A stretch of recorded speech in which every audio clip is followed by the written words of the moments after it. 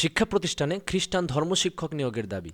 খ্রিস্টানদের ধর্মীয় ইতিহাস রক্ষায় সারা দেশের সব শিক্ষা প্রতিষ্ঠানে খ্রিস্টান ধর্ম শিক্ষক নিয়োগের দাবি জানিয়েছেন বাংলাদেশ খ্রিস্টান অ্যাসোসিয়েশনের কেন্দ্রীয় প্রেসিডেন্ট নির্মল রোজারিও। শুক্রবার ৭ই মার্চ সাতক্ষীরার আশাশুনি উপজেলায় ধর্মীয় সম্প্রীতি বজায় রেখে সাম্প্রদায়িক সম্প্রীতি বজায় রাখো বাংলাদেশ এই প্রতিপাদ্য নিয়ে আয়োজিত বাংলাদেশ খ্রিস্টান অ্যাসোসিয়েশনের বার্ষিক সভা ও প্রতিনিধি সমাবেশে প্রধান অতিথির বক্তব্যে এই দাবি জানান তিনি।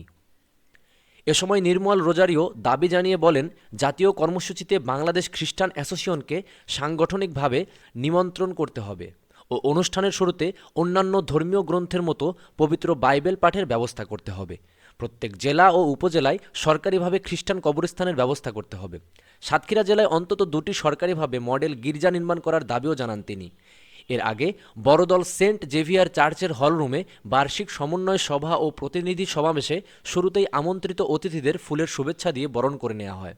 খ্রিস্টান অ্যাসোসিয়েশন আশাশুনি উপজেলা শাখার আয়োজনে সভায় সভাপতিত্ব করেন ধর্মপল্লীর পালক পুরোহিত রেভা ফাদার জুয়েল ম্যাকফিল্ড।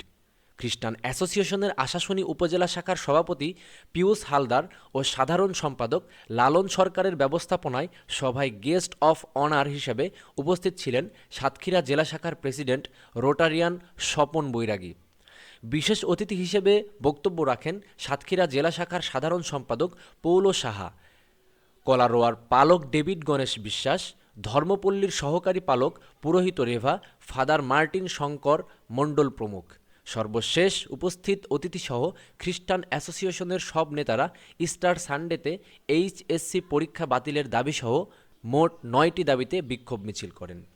শিক্ষা প্রতিষ্ঠানে খ্রিস্টান ধর্মশিক্ষক নিয়োগের দাবি সংক্রান্ত যে বিষয়টি আমাদের সামনে এসেছে, এই বিষয়ে আপনাদের মন্তব্য কী রয়েছে অবশ্যই কমেন্টে জানাতে ভুলবেন না। সবাই ভালো থাকবেন, সুস্থ থাকবেন। আল্লাহ হাফেজ।